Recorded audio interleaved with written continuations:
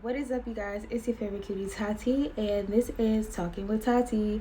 Today, we're going to do a little bit of reality talk, and I'm going to talk about the two couples that had my most interest. It's not that they were my favorite, but the ones that actually really interest me the most, okay?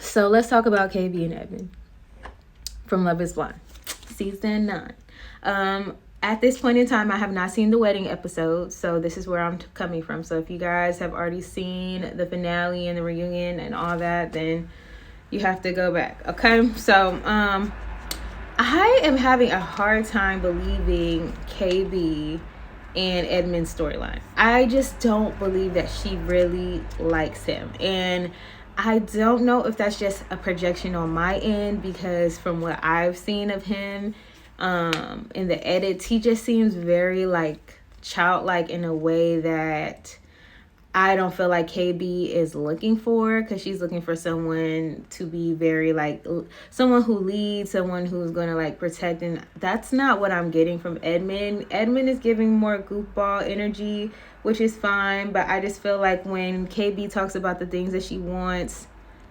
from men, I just don't feel like I don't think that it's Edmund. Like, Edmund isn't that guy who's going to like start a fight for her or something like that. Like, you know, he's just not giving that kind of energy. And I don't think that that's right or wrong, but also it's just like she does not, to me, it just doesn't seem like she genuinely likes him. And I think that she really does desire to have someone who's going to be more of an equal partner as far as like housework and like, you know, having somebody that she can call to like go and do and pick up things for her, acts of service. And it doesn't seem that that is Edmund's love language. It doesn't seem like that's his natural thing to be like, yeah, I'll go and do that for you, babe. Like, for example, when she was trying to get the Western stuff and she was already like, you know, just stressed out, he didn't reach in to be like, hey babe, what can I do? Like, and I feel like in moments like that, you kind of see what kind of partner you're going to be getting. And for her to have such an issue with how everything was handled and everything, and just, I don't think that she truly likes him. Like, and I think the things that she gets upset about are big things. Like, I think that they are big things. And if you minimize the stuff that feels big to you in the beginning of the relationship, then just imagine how much worse it's going to get once you guys get married and things are even more familiar and there's less to like per se gain or lose. So it's just like, it's just very, very tough. And I just want to see KB with somebody who's going to match her energy. And without saying anything negative about Edmund, I just feel like he's just not the person for her. And it's just seeming like she wants to get married. And I don't think that it's a bad thing for women to just want to get married, because there are so many, like, you know, weddings or people who get married all around the world who know even less about each other. And, you know, you have those stories where they end up working out and living together until the very end, and, you know, them being married for 50 years, whatever. Like, we hear stories like that all the time. So I don't think that it's a bad thing, but I don't know. I just, when the signs are there, if he's already bringing the worst out of you, chances are like he's just not the person. And I understand like her probably liking him to some degree. I'm not going to say she doesn't like him at all, but as far as her being like, oh, I love you, I don't know, it just doesn't seem genuine. Next, I want to talk about Annie and Nick. Annie and Nick, I felt like Annie was very like scary at times, because it seemed like she would almost like just disconnect and go into this other world where maybe her trauma was that like she just felt like someone didn't love her as much as she loved them. And I felt like she's like replaying that situation in her mind, probably with whoever is in front of her, not just Nick, because it doesn't seem like she realizes like how much of an insult that could be to somebody who's like showing up for you and like telling you that they love you and care about you and all those things, and they're like completely ignoring all those things and making their love, which for me, as far as I saw in the show with Annie, I feel like she tells him that she loves him, but to me, she doesn't like go out of her way so much that it's like, why does he have to like prove every single day like so much that he cares about you for you to be able to be happy and satisfied in the relationship? I really liked seeing Nick and how he handled it all and how he disconnected and how he was very firm and clear and didn't allow her to sway him into doing something that he knew was going to be wrong for the both of them.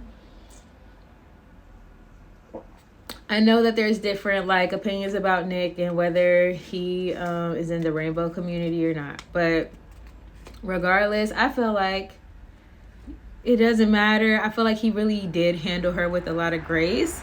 But also, I would say, I feel like in the very beginning for Nick to get on the show, I feel like he was a little love bomby because of the situation where he had basically been kind of leading on two girls saying the same thing and how cold he was with the other girls. So I was just like, that was a red flag for me. But I don't know. I'm glad that he didn't do it, because just imagine if he did. Annie clearly would have been totally down to be in a marriage with somebody who probably doesn't, you guys are not compatible like that. And that would suck. That would really suck. Sorry, y'all. Why y'all didn't tell me? But, yeah, super scary times. But what I like about reality TV is you learn so much about human dynamics, human relationships from a third person view.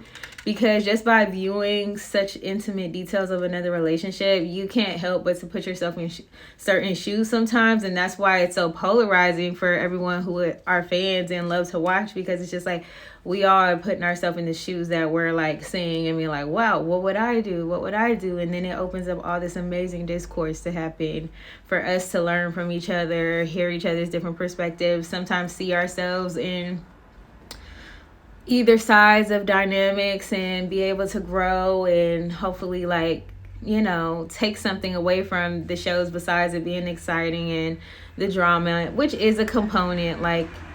It's entertaining. You know what I'm saying? It's nothing wrong with it. Yeah, I love reality TV. It's one of my favorite genres. So, all right, y'all. I think that we have pretty much gotten to the point where we said all we need to say, and we need to pull a card. You guys know I love affirmations over here, so we're going to pull a card from this deck. Ooh, support your friends. Affirmation: I can be happy for my friends' success without projecting my insecurities on them.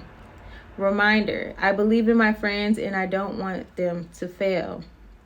Practice: do you know someone who needs to hear this? Hey, I want to let you know that I support you and I'm cheering you on.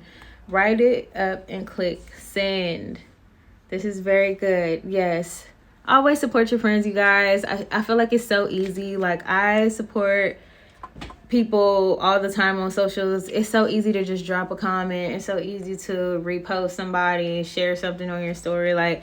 It's so easy to support our friends nowadays that if you know somebody came to mind that you know has been working hard and showing up, definitely get in their comments, definitely get in those DMs, send them text messages to let them know that you see them and you care about them and you're rooting them on always, okay? Sending so much love out to you guys. I'll see you guys in the next one. As always, stay cute. Follow me on Your Name is Tati everywhere, and also on It's a Tati Show on Instagram and here on YouTube. Become a member if you want. Love you. Bye.